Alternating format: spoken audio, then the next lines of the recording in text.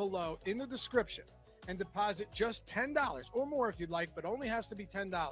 You will get one full free month of Awesemo Plus Platinum. That's everything on the site. And it's not just football, baseball, basketball, hockey, PGA, MMA, NASCAR, even esports. If they have contests out there, we've got content for it. And all of the tools you need to win at Yahoo as well. Ownership projections, player projections, top stack tool, boom bust tool, the lineup builder, and so much more, all of which are built by the #1 ranked DFS player out there, Awesemo himself. Won millions of dollars using these very tools I'm talking about right now. So check it out. Go to Yahoo, sign up using the link in the description. Deposit $10 or more. They will send their information over to us, and we will email you with the steps to get your free month of Awesemo Plus Platinum, a $90 value. You got to check DFS out. You're going to love it. And, well, you can use all of the tools on the site and, of course, follow along every single day of the week with our DFS content on the Awesemo YouTube channel as well. Check it out. Link in the description below. We'll see you over there. Last year, Miles Sanders couldn't catch a football, and this year he can't catch a break. Just as Nick Sirianni decided that running the football might be conducive to scoring points, Sanders sprained his ankle and was carted to the locker room. While it's really unfortunate for those of us who were still holding out hope, it's going to open up plenty of opportunities for Kenneth Gainwell to produce in Sanders' absence. Gainwell is tied for first in red zone targets on the Eagles this season and has a 13.7% target share too. That's with Zach Ertz and Miles Sanders on the field for most of those games. With Sanders hurt and Ertz gone last week, Gainwell had a 26% target share, second to only Javonte Smith, who I'm still starting this week, even though he struggled because of...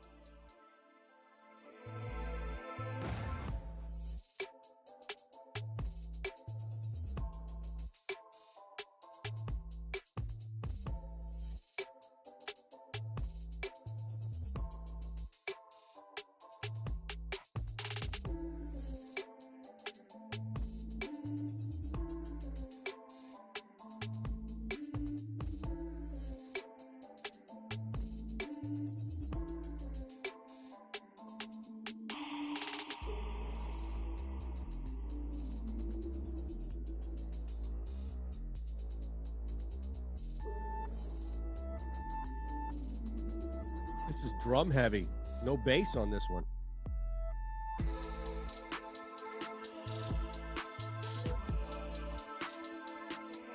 Like original Halloween music? What would that even sound like? like a scary movie? Spooky. Yeah, right. I could see that. Ooh, it's a ghost.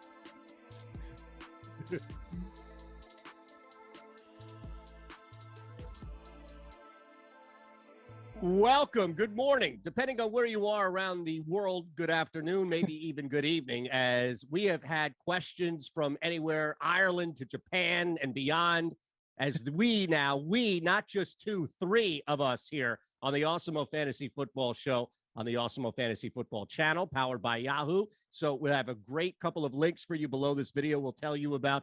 And also start, sits, you know the drill. You're here each and every week. You want to know where to go. Maybe even throwing 2, 3, 4 names in there. We have you covered. Super Chat is always live, not necessary. Chris is producing. And Nick Lepre, look at this.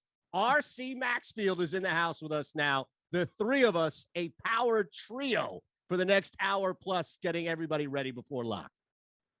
Ready to roll. R.C., welcome, brother. Yeah, thank you. I don't know if I can be as great as Nick today. I am not an iconic, just character from my childhood, but I'm going to try my best. No doubt. Yeah, Nick's the only one in costume. What's up with that? Yeah, it's kind of messed up, honestly. I was thinking about being a pirate later for the other live stream, so maybe I'll do that as well. There you go.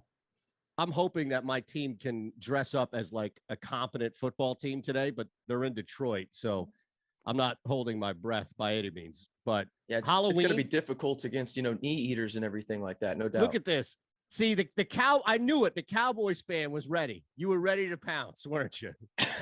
The funny thing is, I'm not even a Cowboys fan. Oh, nice. See, I'm right You're there in Dallas, with you. I'll hate them. Pardon me.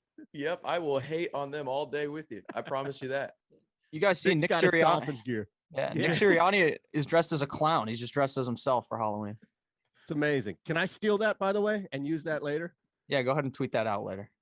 Well, no, I'm going to save that for content later on. Oh, Okay. I'm not going to waste that on Twitter. Are you kidding me? By all means. All right. So we're here for you. Again, Yahoo's got some great stuff. 1 free month of Awesemo Plus Platinum. Just click on that link below the video. We'll give you $10 to mess around with as well. At RCMB323, at Notorious FNTSY, and at Shander Show for me. If you're following and interacting on the chat, make sure that you hit us up on Twitter as well. A bunch of people have already piled in. I know from Nick's stream as well, so we thank you for doing that. But let's look at this, fellas. Let's jump into it.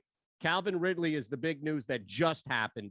He's out. Got that on, I don't know, maybe 10, 15 minutes ago where we were looking at this. So let's look at this. Nick, RC, you guys can take a crack at this. Let's start, Nick. I know that we've talked a lot about Patterson, and RC is going to talk a little bit about where else we can pivot to on that team. But just looking at Ridley being out, I imagine that's going to be a big bump for at least Patterson. Yeah, it's got to be a big bump up for him, as well as our boy Russell Gage, who we hate from that London game. Russell Gage actually has looked pretty solid recently, so I think he's also a name to talk about. But yeah, the big names are obviously Kyle Pitts as well as Cordarrelle Patterson. I was someone who kind of moved a little bit lower down on Cordarrelle Patterson this week, but I think without having Calvin Ridley, you just have to put him very high in your rankings. I think he has top 5 potential this week. I think that we're to see him go out wide a lot without Calvin Ridley. And I was very shocked to see that Calvin Ridley wasn't playing again, but I think that Cordarrelle Patterson is a guy that you have to put in your lineup unless you have like 2 other studs at the running back position. And then Kyle Pitts as well. He's a guy you're going to start anyways. Kyle Pitts has been on a absolute tear right now. The last 2 games, he's been on fire. He had that bye, not last week, but the week before. It was basically a bye up against the Dolphins, though, because they just choked that game away. But at the end of the day, Kyle Pitts is a guy that I'm a huge fan of. What are you thinking, RC? Yeah, I think Russell Gage is the interesting play, especially in PPR, right? I think, Matt Ryan's got to throw it to somebody, right? Simple and plain. That's just what it comes down to. So I think putting Russell Gage in your lineup, maybe even if you're in like a 12-team league, even a 10-team league, if with these injuries right now, if you're desperate, you're in a PPR, I'm starting Russell Gage. And then the Cordarrelle Patterson stuff, I mean, I'm right there with you, Nick. I mean, I was not a believer at first, right? I was not a believer in this guy, but I don't know what Arthur Smith has done when it comes to running backs. Titans fans know very well he turned Derrick Henry into a monster, which probably wasn't the easiest thing to do, or the hardest thing to do, I should say. But I mean, Patterson is a top 5 guy, in my opinion, this week, because he's got to do something. And you got to go somewhere with all of these targets. And I believe Mike Davis is washed. Respectfully, obviously, he's washed. But Patterson is a guy for me where I'm starting him, and I'm right up there with Nick in terms of top 5 guy. And then Kyle Pitts, again, Nick, I'm sorry for last week against the Dolphins. He did dirty things to your favorite team. It's understandable, though. He's a top 5 pick. But, I mean, I think he has literally top 1 potential this week. Like, he could be tight end 1 this week for sure, considering, again, who the hell is Matt Ryan going to throw to other than those 2 guys out there? And then maybe Russell Gage sprinkled in as well. Philly's own. Yeah, he's a beast right now. And you've been starting him, I'm sure, unless you maneuvered in your draft another equal tight end at that level. There's no doubt at all. And the only other guy, and really hinting at it, would be Davis, just because of some sort of throws and targets. I mean, we do have him projected at nearly 3 receptions, but probably not worth it unless you're in dire need by any means. Real quick, speaking of a running back, it looks like Jamal Williams inactive today. So that now factors in. And I imagine, even though he's playing through a questionable tag, seems like every week Swift has that Q tag next to him. He still goes out there. He still plays. It's the Eagles defense, which I can tell you personally, both of you could run on.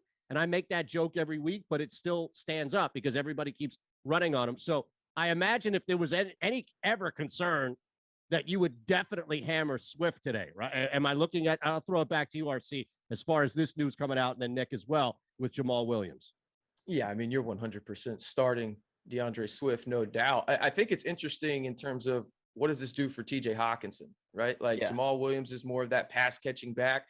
We know Jared Goff does not really like to throw the football deep at all. TJ Hawkinson also banged up a little bit, has that questionable tag as well. It looks like he's going to play, but I think TJ Hawkinson is the guy that's going to benefit the most from Jamal Williams being out. And then we know what DeAndre Swift is. I mean, would it shock anybody at this point if he's a top 5 back? Again, you mentioned it. If Nick and I are running up against the Eagles defense, I mean, we might have, a 300 piece I'm just saying. And they're definitely going to catch him because you can't even see Nick's shirt half the time. So, I mean, there's that. So he's invisible. So, you know what I'm saying? So right there, yeah, I think TJ Hawkinson is the big beneficiary from Jamal Williams being out. Yeah, I'm starting both of you, by the way, against the Eagles defense. Thank you. Nick. Is he RB1 or am I RB1? I'm not. Look, it's the first show with the three of us here. I'm not here to play favorites. Okay. My point is that both of you, it doesn't matter if it's RB1, RB2, or the flex. I'm playing both of you against the Eagles defense. Man, that's very nice of you. I appreciate that. I mean, it came out earlier on in the offseason that DeAndre Swift literally killed someone. Apparently, obviously, that didn't actually end up happening, but he might kill the Eagles defense this week. Shout out to OJ Simpson. So I'm going to go ahead and be very excited to play DeAndre Swift this week. I love DeAndre Swift. Jamal Williams just hasn't been involved at all. If you guys remember in week 1, he was so key in this offense up against the 49ers. They were using him a lot, and then they just completely pivoted off of it. Dan Campbell was talking all offseason about a hot hand approach. And that's obviously the hot hand is DeAndre Swift. So I expect him to have a very big showing. I am kind of interested, though, in the Lions game, like we were talking about a little bit before about TJ Hawkinson, because that guy has been so up and down. He was a guy that I really touted highly in the offseason and has been kind of a rocky road, but I expect his volume to have an uptick as well. Out of the wide receivers, though, there in Detroit, I don't think I feel comfortable playing a single one of those guys, if I'm being honest with you. Not even Khalif Raymond in a deep league? Probably not. I mean, I've played Khalif Raymond multiple times, and it hasn't worked. So I got lucky with him last week or a couple weeks ago. So might go back to that well if I'm that desperate. What about the matchup? And let's expand that because it's Hawkinson clearly and Nick fading all and every Lions wide receiver. I get that. But for somebody who's dealing with maybe streaming a quarterback or just having, if it's somebody on a bye or somebody on the bench where you're rotating, what does this do to Goff? Because, again, the matchup is there. But at the same time, what I keep going back to with this football game is something's got to give with the narrative. Detroit is up and they blow leads. Philadelphia is down and they come back against soft defenses. That impacts Jalen Hurts and Goff and everybody else's fantasy points. So if it's changed over this week because both teams are so bad, now you're dealing with a pass-catching back who's out. What does that do? And Nick, let's start here. What does that do with Goff, if anything? Yeah, I think Goff is one of the more interesting fantasy options because he actually doesn't look all that bad. He's clearly not the guy for the future for the Lions, but that's not what you're looking at when you're trying to play a guy in week number 8 of the season. So I think that he's a fine option. It's just that you can rarely ever predict where the ball is going to actually go when he throws it, but he isn't all that bad. And going up against the Eagles, I honestly think the Lions get their first win this week. So I'm fine playing Jared Goff, but he's not a guy that I've ranked like anywhere near the top 15, 18, anything like that. It's more of if you're in a deeper league and you're just down bad right now, quarterback, you can go ahead and play him. No, I think that's perfectly said in terms of, if you got that late injury, maybe you have to hedge a little bit if you don't feel confident. Maybe Dak Prescott playing this week, right? And your waiver wires a little thin. I think Jared Goff is a perfect guy to look at just because of that matchup, right? I mean, maybe you don't feel comfortable throwing Kirk Cousins out there anymore because you think Dalvin Cook is going to feast with Cooper Rush at quarterback potentially for the Cowboys. So, I mean, it's one of those deals where I think Jared Goff is definitely an option. It's just, I don't think he's probably in my top 5 of streaming options out there, but the matchup is super, super nice. I agree. So curious, and we'll start to look at guys who are in, some guys that are out as well. We've known Antonio Brown, clearly McCaffrey. There's some other guys that we'll look at from a standpoint of not playing today. On top of it, Miles Sanders, news that's been out earlier in the week. Baker Mayfield, though, I do want to just look at him real quick. He's expected to play. Chubb is back. So this offense is starting to at least trend somewhat in the healthier direction. Clearly, there's injury to the wide receiver position. It's also not like Baker Mayfield is Tom Brady or Josh Allen, right? He's just kind of middle of the road, I think, even at ceiling times. So, RC, what do you make, or are you doing anything outside of just being shit out of luck and kind of like we talked about with Goff in a more of a better, kind of like a rich man's circumstance, if you will, of Goff? Is that kind of a good way to encapsulate what you're dealing with Mayfield? Yeah, I mean, I think you're just hoping that maybe Nick Chubb gets you into the red zone and then you get a passing TD or 2 from Baker Mayfield. I don't see much of that happening. I think this is going to be a Dearness Johnson and Nick Chubb game from start to finish. I don't think they're going to put Baker Mayfield in a position to where he has to even think about his shoulder very often. And if it is, it might be on a play action type play. I mean, Baker Mayfield is worse than Jared Goff. I know you said a rich man's, in my opinion. I think I'd rather start Jared Goff just because I think there's going to be more opportunities like to throw the football. And that's disgusting to say. I know I just literally said I would start Jared Goff. I need to find a trash can. Over Mayfield, though. Yeah, over Mayfield. Right. Yeah, absolutely. And that's the thing. I mean, it's one of those deals where at least Jared Goff is going to have to throw the football. I mean, would it shock anybody if Cleveland ran 40, 50 times today with Nick Chubb and Dearness Johnson just to like literally get that load off of Baker Mayfield? I don't think it would shock me or anything like that, just because you do have Nick Chubb coming back. We saw what Dearness Johnson did on Thursday Night Football last week. So, I mean, for me, you just want to put Baker Mayfield in a position to succeed. And that's literally handing the ball off to Nick Chubb and Dearness Johnson. And literally he's not going to throw to Odell anyway, because we've seen how much of a train wreck that's been since he's shown up at Cleveland. All right, I'll go. It's okay. Well, I'll go. I couldn't tell because you were disappearing in front of us. I'd make like a Back to the Future reference, but you probably haven't seen that movie. So that's tough. I'm not that young, all right? But what I was going to actually say was my opinion on this is very interesting, because I wonder what's going to happen with the role of Nick Chubb. Like, is this going to be full on? Maybe we see a very heavy workload with Chubb. Are we going to be seeing a decent amount of Dearness Johnson kind of in the Kareem Hunt role? Is that because Nick Chubb is coming back off the injury, or is that how it's going to be until Kareem Hunt comes back? Is something that's very interesting. But I agree. I mean, they have to run the ball. Baker Mayfield is clearly banged up. He's wearing this weird device around his arm to make sure that he doesn't move incorrectly and hurt his shoulder again. So I don't think they're going to be passing all that much. I almost think they'd be better off with Case Keenum playing in this game. Not that I think Case Keenum is the best quarterback in the NFL or something, but because I think that sets them up with the best opportunity to win. Baker's a fine quarterback, but I would not want to be starting him in fantasy football. He is just a handoff machine. He's kind of one of those guys that I would consider to be a really good, maybe not really good, but a good NFL quarterback, that it just doesn't correlate to fantasy football, because we have guys like Jalen Hurts who absolutely suck for the first 3 quarters of the game and then cover the game right at the end, right? He puts up like 25 fantasy points, but he's not that good throughout the whole game, whereas Baker is a pretty solid quarterback, but not for fantasy. And that was not meant to be a shot at Aton, obviously. Yes, it was. But it's fantasy. So, and look, the guy is the leading or one of the leading fourth quarter fantasy performers for a reason, because the team's dog shit. So you can't rip my team anymore. Sorry, RC. It's the Blake Bortles effect with Jalen Hurts this year.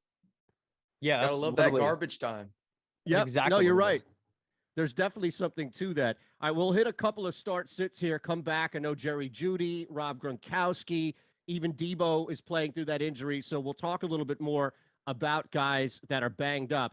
I did see, though, early on as we began the show, someone asking a very specific, straight to the point question. And I'll pose it to both of you here, Nick, RC.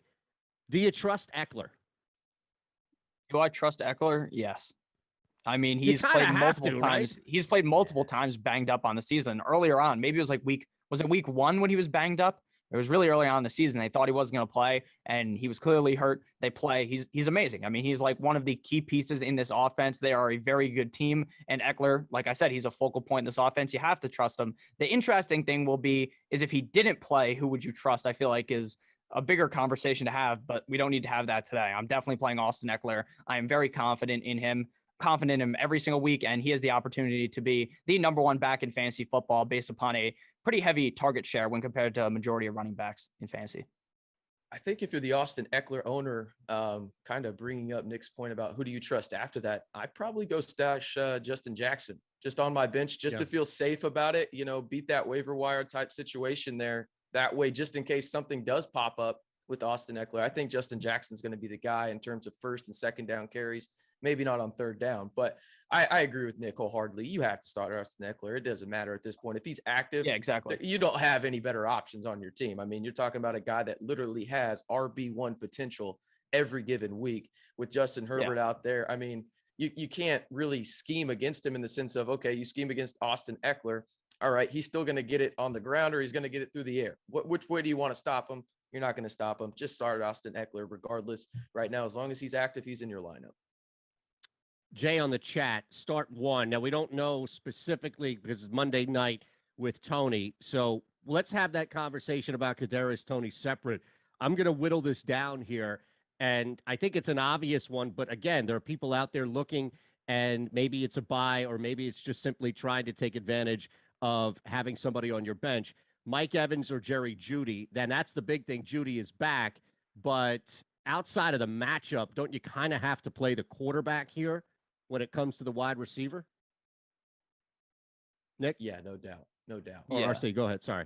Yeah, no doubt. I mean, you got to start Mike Evans on that one. I mean, it's one of those deals where he might be volatile, right? Like you might get 2 points from Mike Evans one week, but the next week he could pop off and be wide receiver 1. So you just have to trust that Tom Brady, especially with no Antonio Brown, as you mentioned earlier, he's going to get more targets in this offense. And it's good to have Jerry Jeudy back, but maybe get him out there a little bit. This be like the break off the rust type week for him, and then you start trusting him afterwards.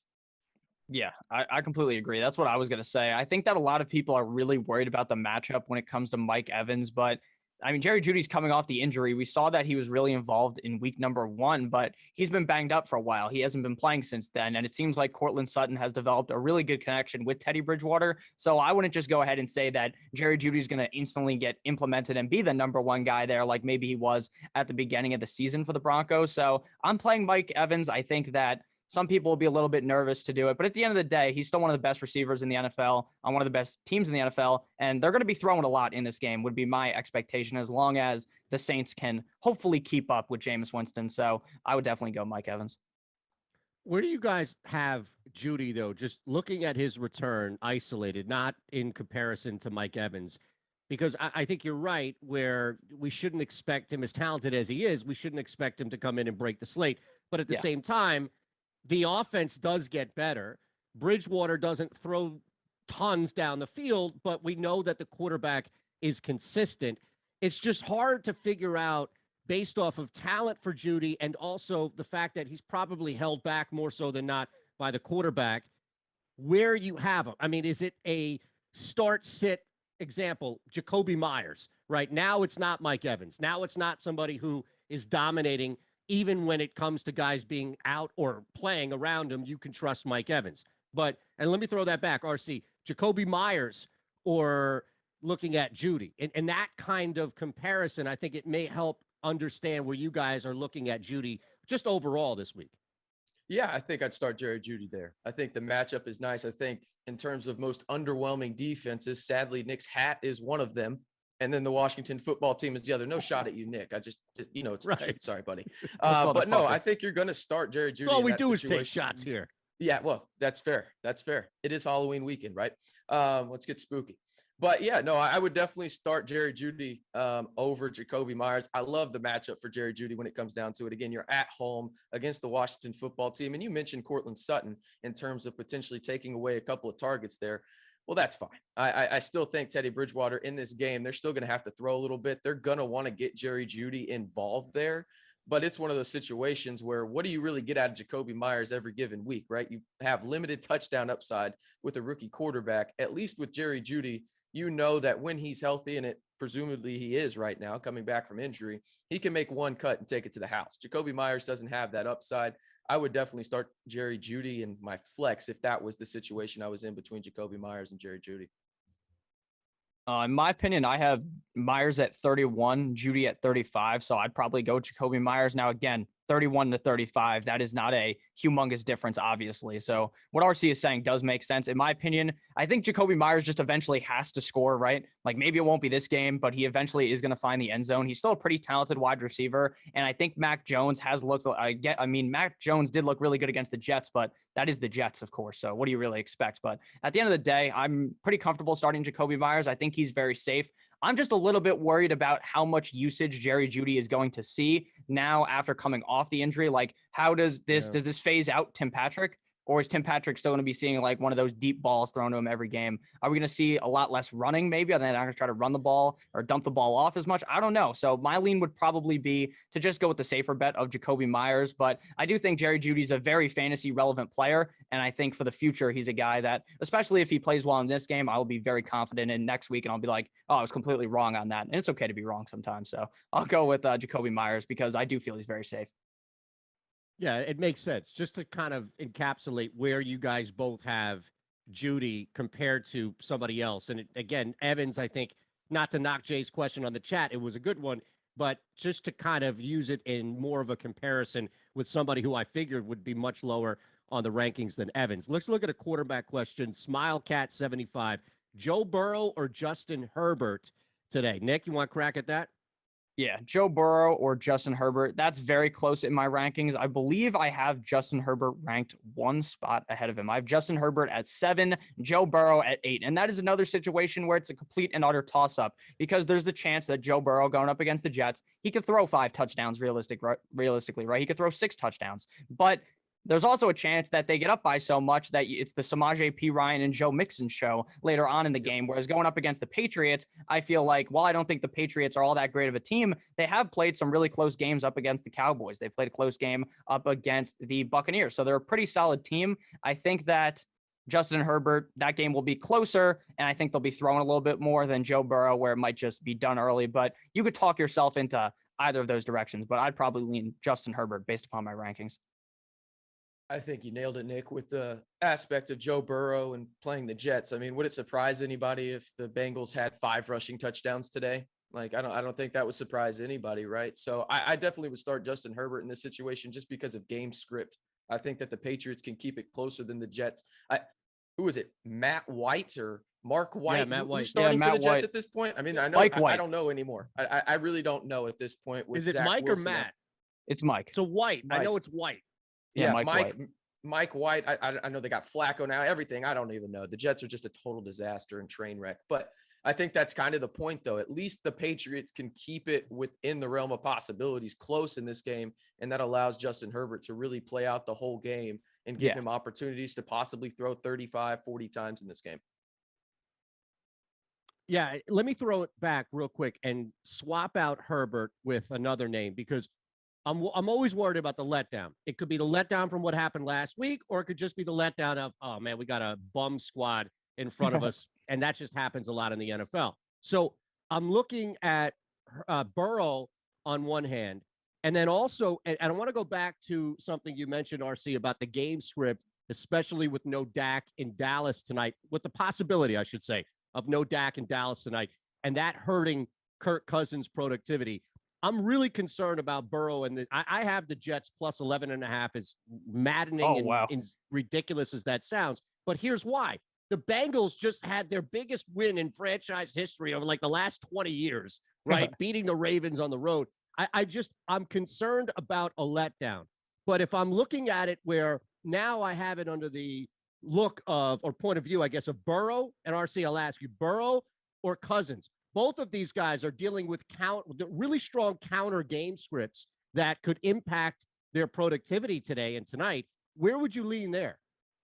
I actually have that decision in my money league. So I went with Kirk Cousins just because one of those situations where, again, the Bengals are playing the Jets. I think we can't say that enough. Like, the Jets are just bad. Unless you're a Tennessee Titans fan, which I am, you typically beat the Jets.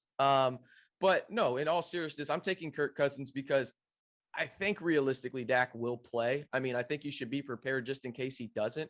And if he does play, I mean, my goodness, that could be just a shootout upon shootout up in Minneapolis between those two guys. So I'm going to go with Kirk Cousins on that one just because, again, I think when it comes down to it, game script. And that's really what it is for me. And it also helps when you have Justin Jefferson, Adam Thielen, Dalvin Cook. And I'm not saying that Joe Burrow doesn't have weapons, but it's going to help when you can really isolate somebody opposite of Trayvon Diggs and whoever that is, whether that's Thielen or Jefferson, that's going to have a field day. And Kirk Cousins is really underrated when it comes down to it. I think the game script is just perfectly set up for him. So I would start Kirk Cousins and am starting Kirk Cousins over Joe Burrow actually in one of my leagues. That's interesting because I honestly think that I'd still rather play Burrow because I do not believe Dak's going to play at all. I think that they would be stupid to play Dak Prescott, if I'm being honest with you, based upon what they're saying right now, that he's on the wrong side of playing. And that scares me. Cooper Rush isn't good. Like, let's be honest. He really isn't. So I think that there's a very good chance that the Jets game does get out of hand, right? Joe Burrow throws 2 touchdowns, and then Samaje P. Ryan scores 4 touchdowns or something crazy because everyone's on Joe Mixon. So then he has a bad game, right? Because that would make sense. But I think that I would rather just go with Burrow taking that chance rather than taking Kirk, because if this game is Kirk Cousins against Cooper Rush, then it's probably going to be a very big Dalvin Cook game and not so much in favor of Kirk Cousins. Now, again, I think Kirk Cousins gets a lot of hate for no reason. And plus, this is a primetime game for Kirk Cousins. And we know Kirk Cousins absolutely sucks on primetime. And this is primetime Kirk Cousins coming off of a bye, which scares me even more because now he should be 100% prepared. And that means he's not going to be. He's going to play terrible. Even though I like Kirk Cousins this week, I'm very nervous about that. So I would probably just go with Joe Burrow strictly based off the game script. But I do understand your argument, because if Dak was to play, then I would probably be a lot more confident in Kirk tonight. You know what's interesting, though? We have your rankings up here, and if we take Dak out, doesn't Kirk bump up to 9? So Yes. This is back to what we were talking about similarly with Myers and the other wide receiver, Jerry Jeudy. Jerry Jeudy. Right. Yeah, sorry. And it's, I don't want to use the term splitting hairs, but aren't we closer to splitting a hair than not with the difference between Burrow and Cousins if Dak's out? Yeah, well, the thing is, though, if Dak was 100% healthy, he would not be quarterback 9. He would be quarterback like 5 or higher, in my opinion, going up against the Vikings. But the fact that he is banged up and the fact that I was severely questioning if he was going to play or not, I had to just move him down the rankings. But yeah, I do think that this is very close. But the fact that I don't think Dak's going to play just really pushes me much closer to Burrow. Yeah, I have to ask RC as we have this up here. I don't know if it's grounds for, I don't think we do this here at Awesemo, drug testing, but Lepre has Mahomes as the number 4 quarterback coming into this week. Any thoughts on that one? Man, that's it's a tough scene. It's a tough scene. But to be honest, it's been a tough scene for him all season long. I mean, Yes, with the interceptions and everything. So I really can't blame him there. And that's coming from a guy that covered Patrick Mahomes in college too, followed his whole career and everything. I mean, it's one of no those need to deals flex, where, okay? yeah, well, that's the only flex I have, Nick. That's the only flex I have in life. Everything else is severely lacking. But no, in all honesty, I think 4 is fine there. I mean, you think about it, obviously Kyler didn't perform the way you wanted him to on Thursday night, but I mean, Josh Allen's going to ball out against Miami. I mean, it wouldn't surprise me if they put a 50 piece. Sorry, Nick, I have to come back a little bit with the shot. Happening though. He might put up a 50 piece.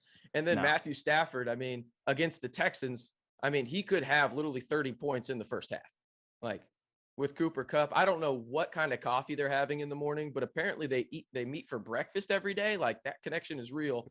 And then so Mahomes, I mean, I got to see it, man. Like you got to stop turning the ball over. So I have no problem with him at number 4 right now. And actually, to be honest with you, I might put Jalen Hurts, the number 2 quarterback, ahead of Patrick Mahomes. I might do that. Just because of the rushing ability, and that matchup is super nice in Detroit game script wise for him. Yeah, realistically, Kyler at 3 was a huge mistake. Who would have known that the game was going to go that way? Exactly. If I'm being honest, like I thought Kyler was going to have a really big game, but again, it's okay for Kyler. I think he'll be fine next week as long as he's healthy. So I'm pretty excited about Mahomes probably coming back and playing much better this week, but it still does scare me because I don't know. It doesn't even seem like his fault. Like it seems like the balls are just bouncing off the receiver's hands and stuff. It doesn't seem like it's always his fault, but again, he's not having a good year. So looking at this real quick, what are your guys' thoughts on Mac Jones this week? I just stole the host spot from Aton. No, there's no real host. I'm just, here to facilitate, but we're all having a conversation. Go ahead. I have some thoughts, but go ahead, RC.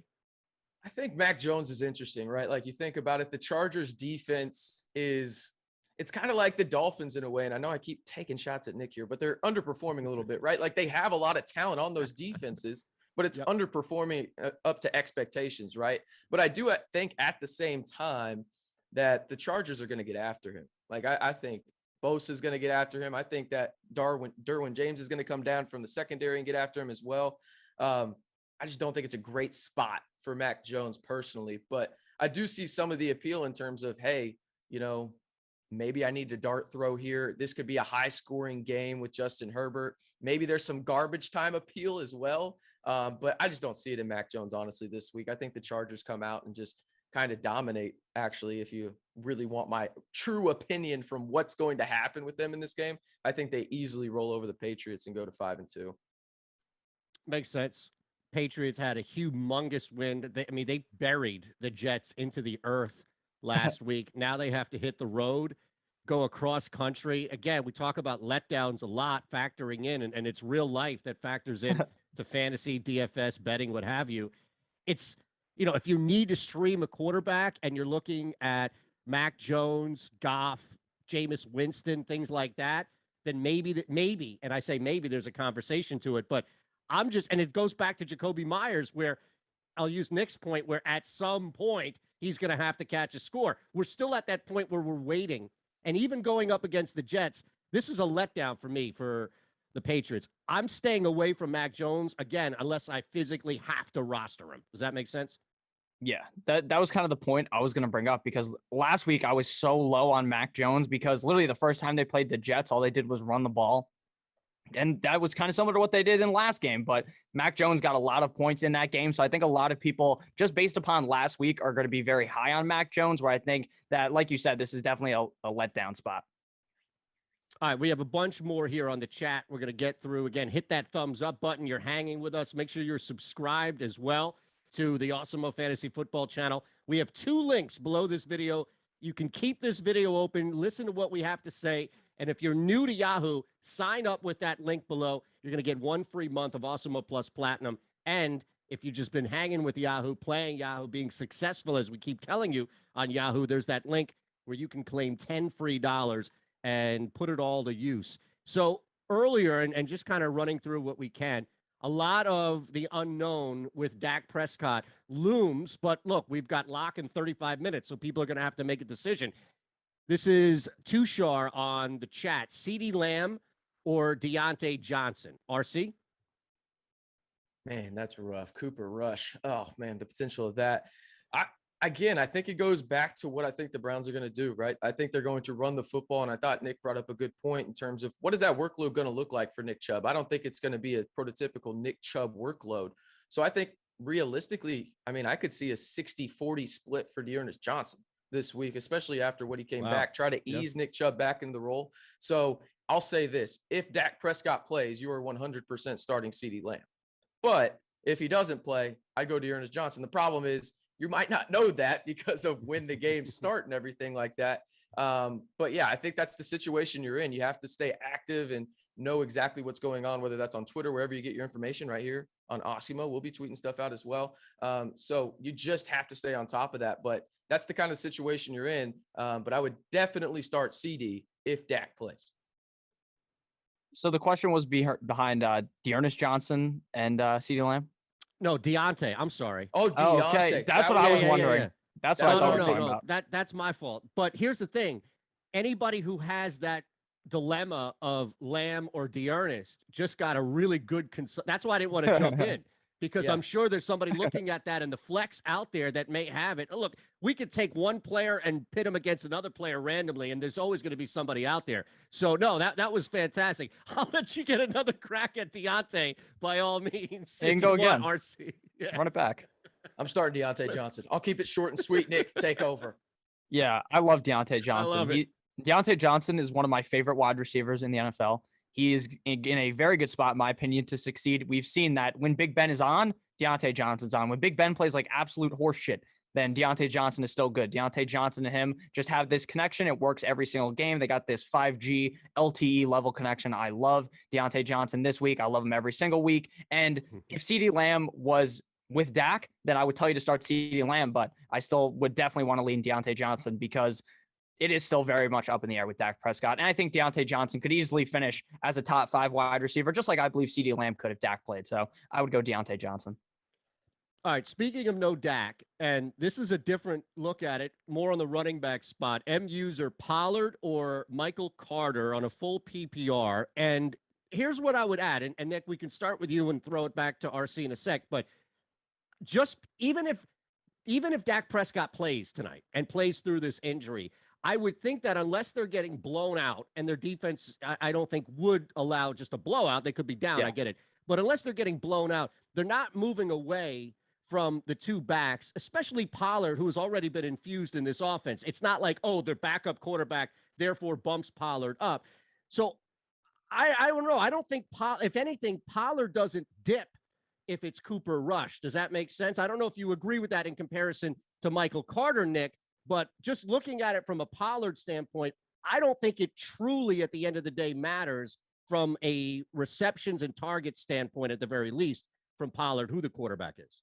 As crazy as that sounds. And I'm only making that argument for Tony Pollard, nobody else. Yeah, I kind of think so, but I am very nervous about what happens if the Vikings are just up and then they can't commit to the run. And Michael Carter is honestly one of my favorite, deep starts this week. He's one of those guys that I highly touted in the offseason. He kind of sucked throughout the beginning of the year because they didn't commit to him, but now they have.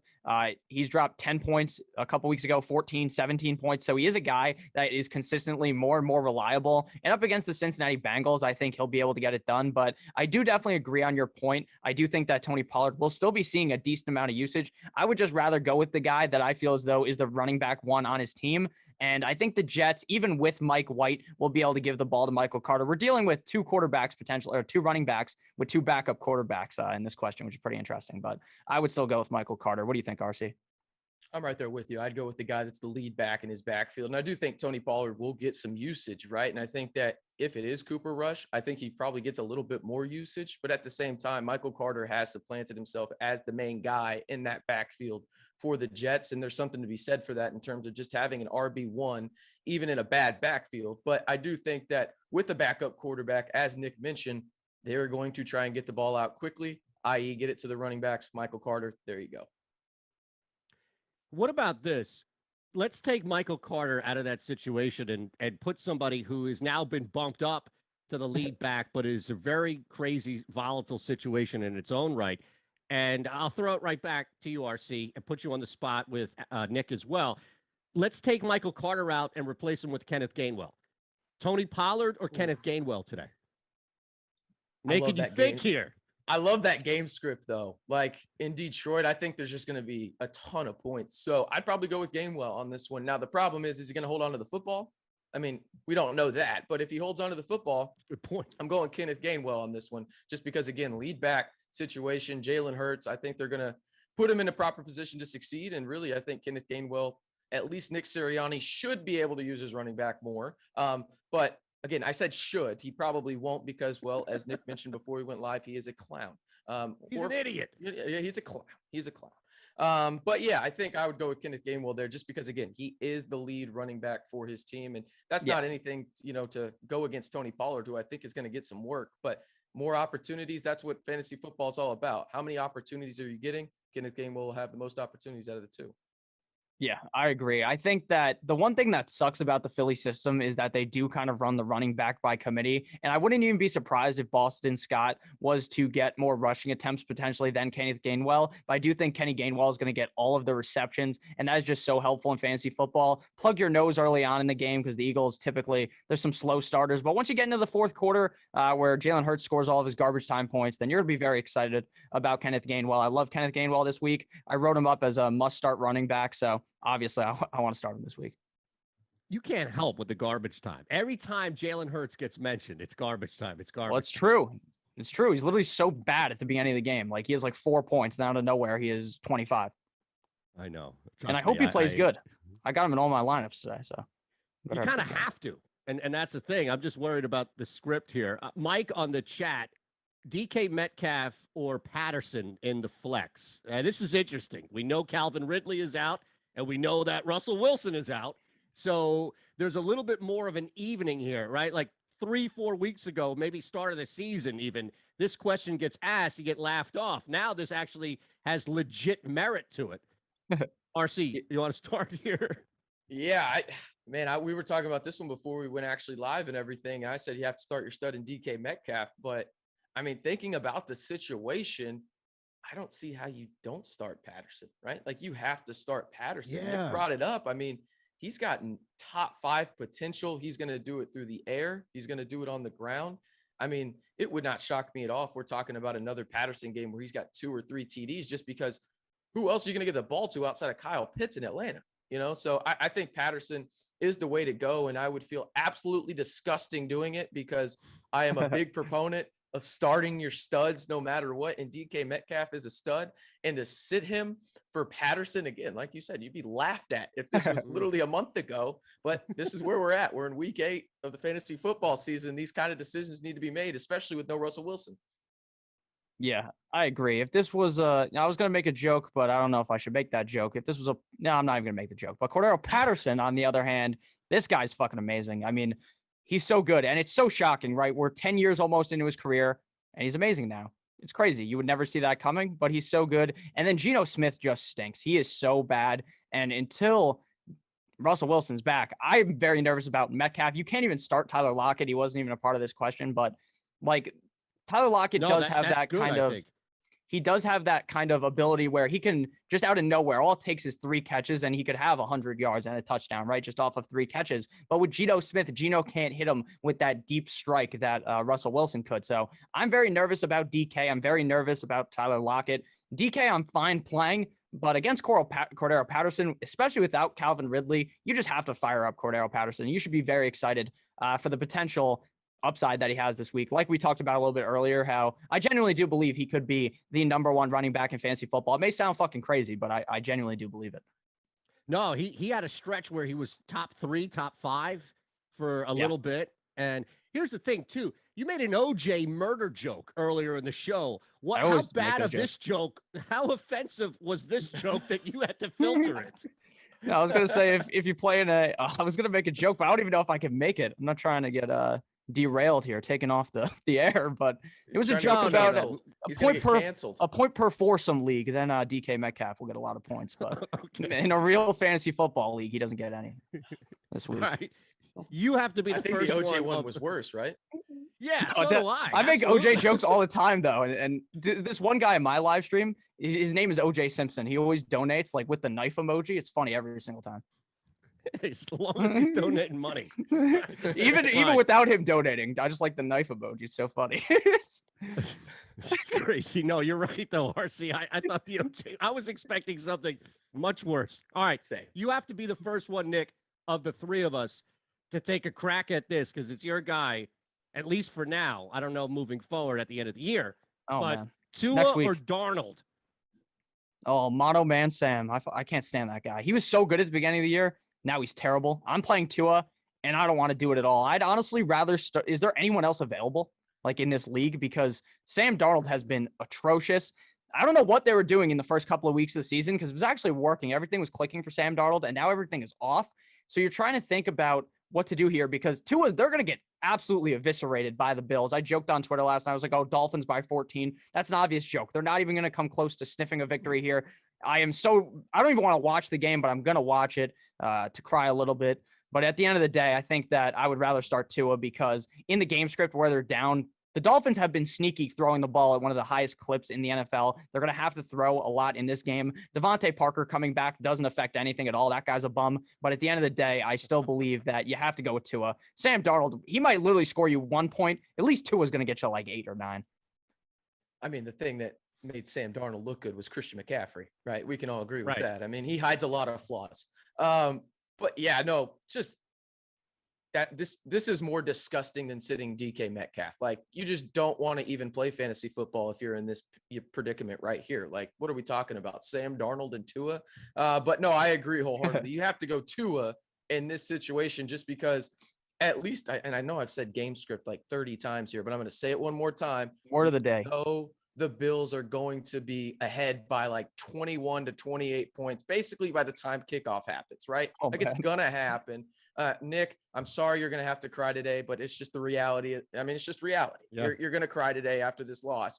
Or maybe you don't because it's expected. But you have to start Tua just because, again, they are throwing at one of the highest rates in the NFL. You're getting Devontae Parker back. I like the weapons around Tua. So you have Mike Gesicki. Hopefully they use Myles Gaskin a little more. Obviously, Jalen Waddle, too. He has the weapons. It's just, is that offensive line going to give him any time to really even survey the field? And I think in garbage time, Buffalo backs off a little bit. That opens things up for Tua. So I would start Tua over Sam Darnold. I agree. Hard to argue. Yeah. No, really. Just looking at how bad of a situation that is overall, that is a rough one. I mean, you may want to invest in somebody that you can pick up, stream a quarterback or whatever the case may be, because that is miserable.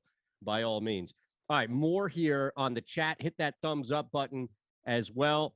And I see a lot with the Cowboys, so hopefully that we've answered a lot. Let's look at this. Gesicki or Noah Fant here. First tight end specific question that we've had. So let's take a crack at that. Again, the Dolphins, it's just tough overall with this matchup. I will say this, by the way, nobody across the board, at least where I have it here in PA with the books, nobody is taking more money than the Bills. Nobody. So those casinos and those big ass buildings all over the country, RC, they don't get built to the sky just because the public's always right. That's all I'm not trying to give Nick false hope. I'm just saying if there ever was an upset that the books would clean up on, it would be his miserable Dolphins. Man, it's going to happen. No, it's not. No, it's not. Yes, I need to see a screenshot of the bet slip from Lepre taking the Dolphins on the money line. I might have to just to send you the picture. Just put a 5-piece on it and let it ride, Right. For sure. Right, you said Mike Gesicki and Noah Fant. Yeah. I would typically say Noah Fant, but you get Jeudy back. I wonder how that affects Noah Fant. I think the Dolphins are going to have to, again, throw like crazy. Mike Gesicki has been hyper targeted, getting double-digit targets 3 times so far this season and 2 of the last 3 weeks as well. So I'm going to start Mike Gesicki there. I think I would start him. He's one of the most targeted tight ends, if not the most targeted tight end in the red zone as well this season, which is kind of surprising. So I would go with Mike Gesicki just because you have touchdown upside and you're going to get double-digit targets in this game. Yeah, I agree. I definitely am going with Gesicki. I love Gesicki. He's like Jalen Waddle might get shut down in this game, which is something that I've kind of had to think about because his worst game was up against the Bills this season. A lot of people will be like, oh, that's because Tua didn't play, but Tua also didn't play a bunch of games where Jalen Waddle flourished this season. So I think Gesicki is going to be a main piece in this offense in this game. They're going to be down. They're going to be throwing. I like Noah Fant a lot as well. I think Noah Fant's very safe. The Washington football team defense is a complete and utter unmitigated disaster. Everyone was all over them all offseason. Everyone was talking them up, but they stink at this point. But I'm going to go ahead and play Gesicki there. And there's no fandom there. I just think he's a good player. How about Lofty on the chat? The OJ truther that Lofty is. I didn't realize this here. No way OJ did it. Glove didn't fit. You must have quit. Hey, man, that was a smart move by the lawyer, not letting him take his arthritis pills the day before or the day of. I'm telling you what. Exactly. What a strategy right there that is. All right, keep it moving here on the chat. And I see, actually, Chris has one interesting one here. T.Y. Hilton is back, Jarvis Landry for wide receiver 3. Now, be warned, you are helping Chris in the Awesemo B League.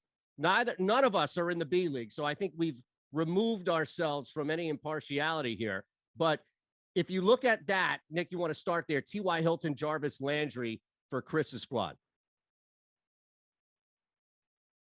Sorry, I muted myself in accident. I fixed it. Don't worry. So my team is so bad in the Awesemo C League that I'm about to get relegated. I don't even think there is a D League, and I'm going to end up in there.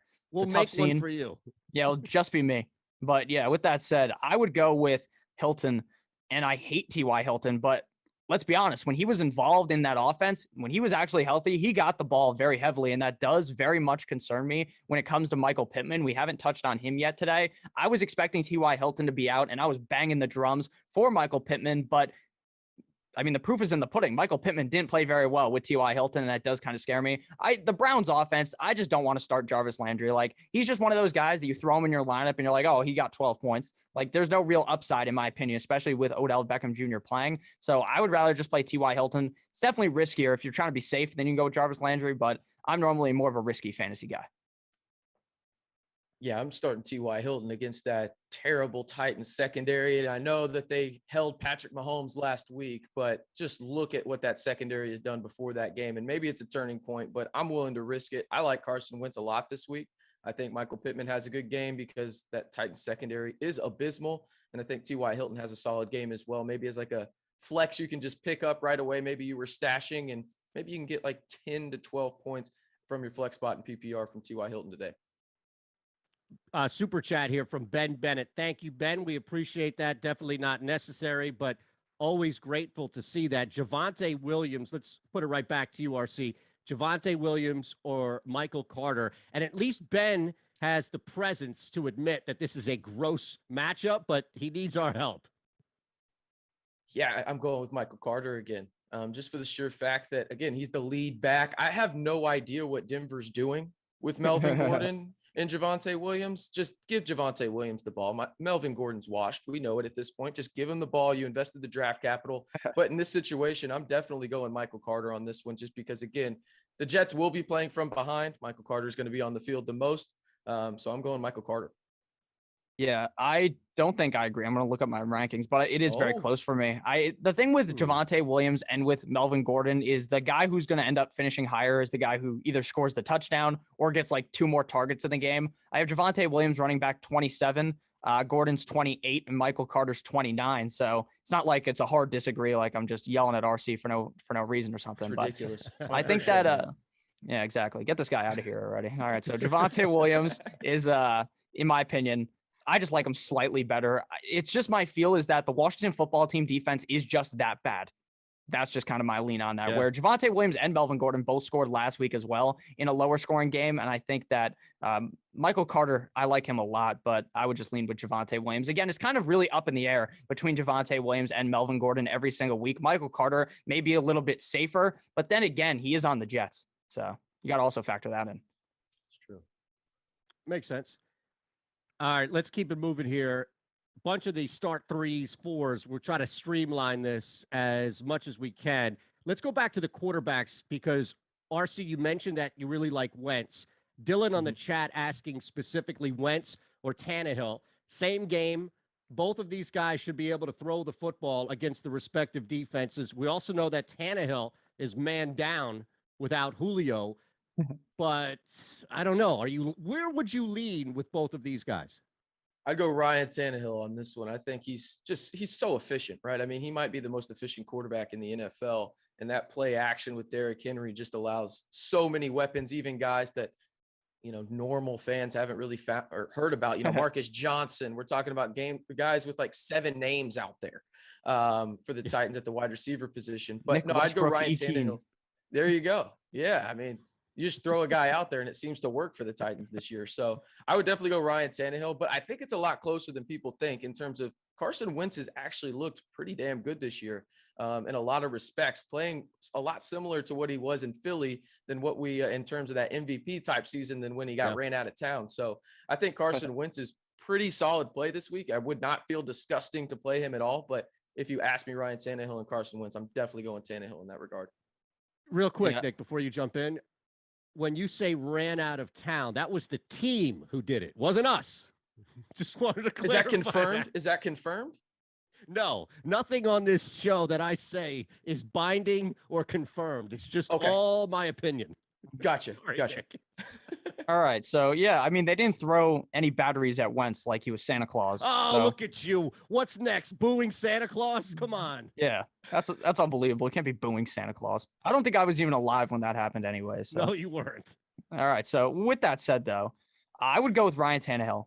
Oh, what was the question again? It was Ryan Tannehill or Wentz, right? Tannehill or Wentz. Yeah, I would go with Tannehill, but I like Wentz a lot this week as well. I think that Tannehill, even with this just absolute shit show at the wide receiver position, will be fine. I'm not sure if Lofty's still in the chat. He doesn't like when we talk quarterback, so hopefully he's gone by now. But at the end of the day, he's all here for the OJ talk. Trust me, he ain't going anywhere. You guys are having a debate about OJ in the chat, so that's good. But yeah, I would go with Ryan Tannehill. I think that Derrick Henry is probably going to have a big game as well, but it's not like Ryan Tannehill needs Julio Jones to be there. Julio Jones hasn't really been there. He's been playing. Right. He gets hurt. He's in like half the game. He's out of the game. I would go ahead and play Ryan Tannehill. I do like Carson Wentz a lot, though. He is my quarterback 15. And I think that, like you were saying, if you actually look at his stats from 2017 and you compare them to 2021, they actually look very similar, probably because of Frank Reich. So I do think Carson Wentz is on the right path to greatness. But right now, I definitely would lean with Ryan Tannehill. Bryson on the super chat. We appreciate that, Bryson. Thank you very much. Also, the comment at the end. Thank you, sir. Full PPR. Nick, let's throw it right back to you here. Emmanuel Sanders, Marvin Jones, or Darrell Williams? All right, that's a great question. I love Emmanuel Sanders against the Dolphins. The Dolphins' defense sucks. I don't really like Marvin Jones. Darrell Williams is my answer, though. Darrell Williams was a guy I was banging the drum for last week that was a huge swing and a miss. I'm going to be honest. That was very wrong, but not because that Darrell Williams is a bad player. It was wrong because the game script went the complete opposite direction with the Tennessee Titans just running a train on them. So I do expect that Darrell Williams puts up a much bigger performance this week. And I think he does have the upside to be a top 5 back. So I would definitely go with Darrell Williams. What do you think, RC? I'm right there with you. I think that was just a disaster from the jump last week. You couldn't have scripted that any worse for the Chiefs. So I think Williams will have a really good day. And I think the Chiefs are out to prove something in terms of just getting out on the Giants on Monday Night Football early. Patrick Mahomes, again, at number 4. Nick, what are you thinking? My goodness, in your rankings there. But no, in all honesty, I think Williams is definitely a really good play there. But that's a pretty good problem to have right there. Emmanuel Sanders and Williams. I mean, I think you can't go wrong either way. I think Emmanuel Sanders is going to feast. I mean, he's a top 20 wide receiver in PPR, but I'm definitely starting the running back in the game that I expect the Chiefs to dominate from the jump. Yeah. See, now Lofty infiltrating the chat with his OJ comments. We have people now going back and forth on that, and that's clogging up my ability to find the best questions here. Well, those are the best questions. We got to figure out if OJ did it or not. Right. Start or sit, OJ. All right. So let's keep it moving here. And Ben on the chat, another bet on the chat. PPR flex, Herbert, Metcalf, Kadarius Toney. Nick, or pardon me, RC, let's throw it back to you. And so I'm assuming that this is obviously the running back from Chicago. Correct. I'm going to go with him. I think the running back from Chicago there, Khalil Herbert, I think that he is who would have saw him running for 100 yards against the Tampa Bay Buccaneers last week? Nobody had done it this year. And then you got this guy coming in there and doing that. So I'm 100% starting him in this situation. I think, again, game script wise, I don't know how you can be this bad if you're the Bears, but I expect maybe a little bit better just because Matt Nagy's not there. Maybe they go out and score 50. Who knows? Matt Nagy won't be there. So I think that the 49ers run defense isn't great by any stretch of the imagination, isn't the Buccaneers for sure. So I'm definitely starting Herbert against the 49ers. Yeah. What was the other players? It was Herbert and DK? Yeah. Yeah, I'm going Herbert as well. I'm going to be honest. I think that Khalil Herbert's really good. My kind of concern, though, when it comes to Khalil Herbert is last week, obviously, Damian Williams just was coming off of the COVID. So does that mean that he was maybe not 100% good to go, and that's why we didn't see him get all that much usage? Or is it because the team really believes that Khalil Herbert is this outstanding player? I think Khalil Herbert is really good. I'm not trying to demean him in any way. I think he's a very good player, but I am a little bit worried about Damian Williams' workload kind of increasing in this game, but I would still go with Khalil Herbert. The safest bet is probably DK Metcalf, but you never really know with how bad Geno Smith is. So I would also, it is definitely risky to go with Herbert, but I would lean him as well. All right, let's look at this one. Gainwell, Shepard, or Gronk at the flex full PPR. That's Johnny G on the chat. And we do have to factor in that if you're rolling with Gronk, who's going to play today, that means that now you're rolling with 2 tight ends. So take that into account as well. All right, Nick, let's throw it right back to you. See what you think there. All right. So the question was about Gronk, right? Gainwell, Shepard, or Gronk. Okay, so at Gronk flex full PPR, yeah. Just comes out. Rob Gronkowski will be active, according to Jay Glazer, but mostly be in a decoy situation or used in emergency situations. So if you're starting Gronk, based upon what I just read, that would mean you shouldn't start Gronk. So Gronk should be thrown out of that question, even though Gronk may have been the answer before I read that. I would go with Gainwell. Yeah, I'm going Gainwell 100% too. Okay. Gronk is not the answer there for every reason that Nick just said. Well, Johnny right there with Jay Glazer RC too. If I'm sorry, let me just jump in real quick. He did clarify that, so I wanted to give you the clarification from Johnny. Pitts is his other tight end. Oh, well, that's a nice problem to have. Yeah, you're still starting Gainwell though. I mean, those are 2 nice tight ends. Maybe even if Gronk just happens to catch a touchdown today in that decoy role, maybe you shop him because Kyle Pitts is looking like a true top 5 tight end, and maybe you can get a better flex option moving forward. That makes sense, right? The better option here wouldn't be to delineate between the 2. It's to trade while you can still get something back for Gronk. Absolutely. Got it. Yeah, I think that Gronk's value is just going to keep on increasing. I mean, maybe not this week, right? Because he's in an emergency situation, but next week you would assume, I think they're on bye actually next week, but maybe the week after that, his value will keep going up, I would assume. Sorry. No, not at all. And there's definitely high value now anyway, though. And I think that was kind of the point you were making, RC, where, yeah, he could still go up. To Nick's point, in the next couple of weeks, but you could strike now, especially because you have somebody intact in Pitts. Kenneth on the chat here, PPR, Marvin Jones or Devontae Smith? You want me to go or RC want to go? Yeah, go RC. Let's take a crack here. You sounded like you had something too, but you're disappearing again, so I didn't know if you were. I am disappearing. Maybe. I'm sorry. I'm like John Cena. I you love can't how see it's me. like turning blue in some regards, just like Yeah, out of isn't that nowhere, just like amazing? half the shirt. It's amazing. I also unbuttoned my shirt. Maybe it would help, but I don't know. Yeah, I don't think it did. Didn't work out. Didn't work out. But no, I go Devontae Smith on this one. I know that Marvin Jones has a pretty solid matchup in terms of just going up to Seattle, but I'm a big proponent of not trying to play middle of the road players in cross country trips. Just not a great idea in my opinion. So I would definitely go with Devontae Smith. I expect a shootout in Detroit. May not be pretty to watch. There might be a couple interceptions thrown by either of those guys, but I do expect Devontae Smith to be heavily involved for the Eagles today. Yeah, I would have to agree. The one thing about Devontae Smith is that the inconsistency is just so strong with him. Like, I wouldn't be surprised if he went out there today and had 8 catches for 120 yards and a touchdown. I also wouldn't be surprised if he had like 3 catches for 40 yards because that's just kind of how things go. I think that Quez Watkins needs to be utilized more heavily by the team. Again, it's not like Nick Sirianni's listening to this before they go play the Lions. Maybe he should, and he'd actually be able to figure out how to coach a football game. That guy's an idiot. But at the end of the day, I'm definitely going with Devontae Smith. I think you can't really fade away from him. I think Marvin Jones is interesting as a safer play, but again, I've said this throughout every single week. I don't play fantasy football in a very safe way. I go balls to the wall. Go ahead and start the risky guy. So go with Mr. Smith.